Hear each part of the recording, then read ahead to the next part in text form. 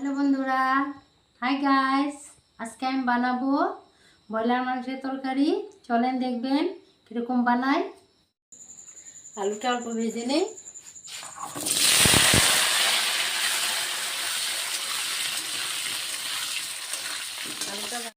সব কিছু রেডি করেছি, এখন আমি অল্প মশলাটা বেটে নেই। আলু ভাজাটা হয়ে গেল, আলু ভাজা নামিয়ে দেই। এখন মাংসটা ভেজে নেই অল্প।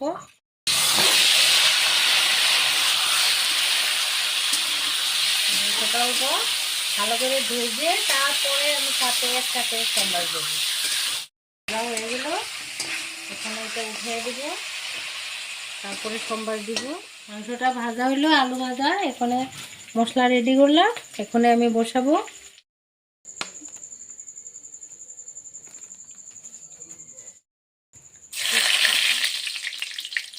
শুকনা লঙ্কা দিয়েছি, গোটা রসুন,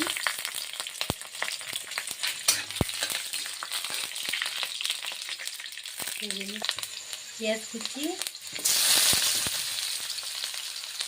লঙ্কা কুচি,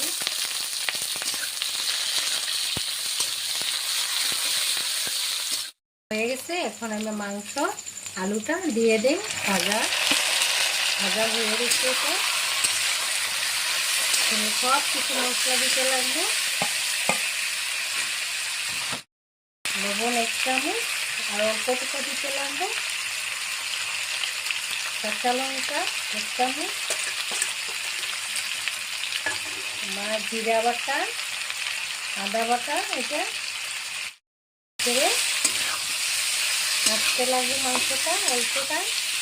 মাংস ভাজা আছে, মশলাটা অল্প মশলা আছে। ভাজা হয়ে গেল, এখন আমি অল্প গরম মশলাটা দিতে লাগবো।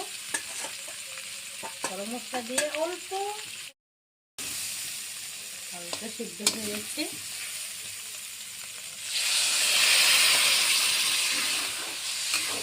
গ্রেভি বানাবো।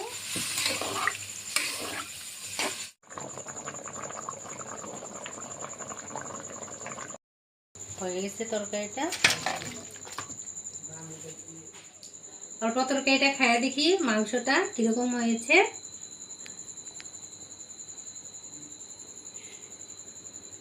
খুব ভালো হয়েছে।